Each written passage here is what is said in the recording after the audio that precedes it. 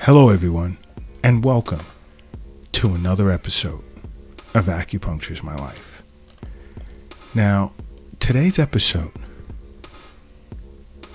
should be quite interesting because I'd like to discuss a particular over-the-counter medication that I noticed throughout my career as a doctor of acupuncture is abused quite often. And I wanted to discuss this before it goes up on all of our social media platforms for Acupuncture is My Life. And if you're not already following us on every social media platform, please do so under Acupuncture is My Life, as well as check out our YouTube channel under Acupuncture is My Life. And if you're a Twitter person, it's at Acu_is_my_life. And check out our website too. Tons of great health information. Acupunctureismylife.com, and you can even subscribe to our weekly newsletter there as well. Now, that over-the-counter medication that gets abused a lot is aspirin. The first question begins is, what are you taking aspirin for? Some people say to control pain, all the way up to attempting to prevent the recurrence of a heart attack or even the first potential heart attack. Now, there are many side effects. And I'll only name a few, but there are many side effects to taking aspirin. And I'm bringing this up because many individuals, whether they come into the Acupuncture is My Life clinic here in New York City or to any other acupuncture clinic in which Acupuncture is My Life is aligned with globally, many individuals don't understand.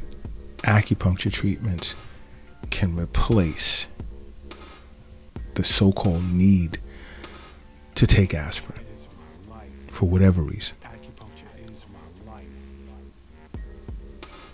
Because what aspirin does to your liver and kidneys over a long period of time is not worth it. Whether it's acupuncture needles, acupressure, cupping therapy, moxibustion therapy, or what have you, even herbal formula recommendations, these aren't lifelong to that extent and injurious to the body to the capacity in which aspirin can be. Yeah, aspirin can reduce inflammation by inhibiting prostaglandins, which is an enzyme that serves as the on and off switch for inflammation and pain. But it's not always good to do that because the body sends off signals to make you aware of certain things. And when you suppress or shut down those signals, it can lead to a myriad of other problems. Why is inflammation presenting or pain presenting itself? Because aspirin can cause stomach ulcers if you're taking it for long periods of time. Chronic use of aspirin wreaks havoc on the lining of a person's stomach, causing ulcers and pain. So now wait, think about that. If you're taking aspirin to suppress or control pain, and at the same time it's causing ulcers and pain, because ulcers are painful. Are you getting it? Are you beginning to understand why I'm constantly recommending see an acupuncturist? But think of it in this case, see an acupuncturist. Establish regular wellness visits. It doesn't have to be every week or every other week. It can be once a month, once every 6 weeks. That's between yourself and your acupuncturist. Because a lot of what you're sticking in your mouth on a regular basis can lead to a myriad of other disorders, ailments that aren't necessary, that could have been avoided. I know you're looking at it as, it can reduce my chances of heart attack and stroke. But guess what? Taking aspirin on a regular basis can increase your risk for bleeding. Because most people are aware. Well, I won't even say most. I'll take that back.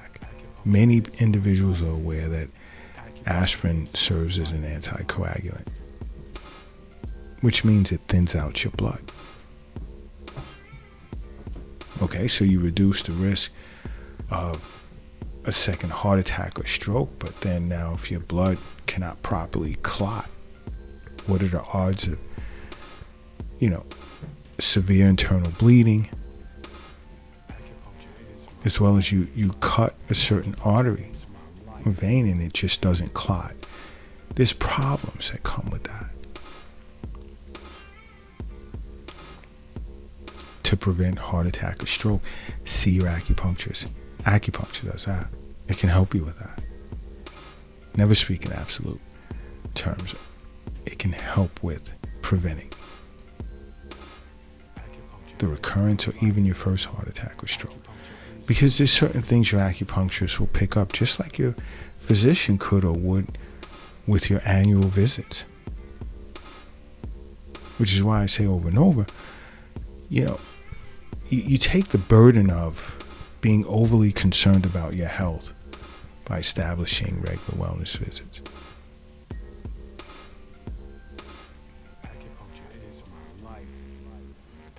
Because this bleeding, gastrointestinal bleeding, you can suffer from that.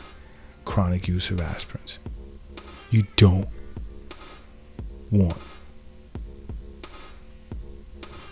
to negatively affect or impact your gut, your core in any way, shape, or form. You don't. Now you have problems with your body absorbing the proper nutrition in which it needs to function. Acupuncture terms,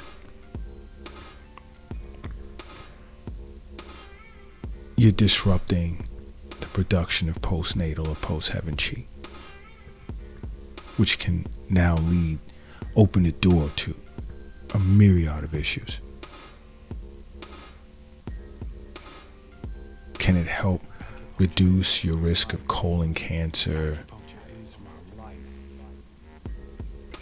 by anywhere between 15 to 19%? Yeah, maybe. Even higher if you're seeing an acupuncturist on a regular basis.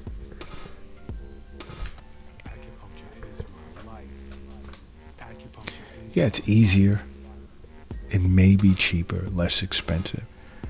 Buying a bottle of aspirins and just popping it in your mouth. But what are the long-term repercussions of doing that? Aspirin can even cause tinnitus. Tinnitus to an acupuncturist, since red flags in dealing with the kidney or kidney meridian, something relative to the kidney may be wrong. High likelihood. But now think of it from a Western medicine sense or point of view. The kidney, along with the liver, is responsible, two major organs in detoxing the body. Aspirins don't belong in your body. It's not supposed to be there for a long period of time. So it has to have its release route. Kidneys and liver. How much are you taxing your kidneys? So I say sit with your acupuncturist. Even liver damage. And you can tell that tinnitus can give off signals like I said to an acupuncturist. There's something wrong with the kidney, but then now liver damage, jaundice, yellowing of the skin, The whites of your eyes become yellow. Your mucous membranes turn yellow. 2 major detox organs negatively affected or impacted as a result of chronic use of aspirin. You see your acupuncturist. Think about it. Some individuals even look to give aspirin for pain relief to their children. No, there's something out there called Ray's syndrome, which causes confusion and swelling in the brain. You're definitely not to give aspirin to children or teenagers, whether it's for fever or even pain. You take them to an acupuncturist as well. You know, I've treated many children and teenagers that swear by acupuncture to this day. Swear by it. I hear it a lot. Mom, I don't like going to see my pediatrician anymore. I want to see the acupuncturist. Yeah, I'm patting myself on the back for the moment because I do hear that. Huge change. And it's nothing against seeing the pediatrician. I'm just regurgitating what I've heard children say. But of course, I give the look to the mom or the dad, and it's like, no, your pediatric visits do not stop. Have to continue those. Okay?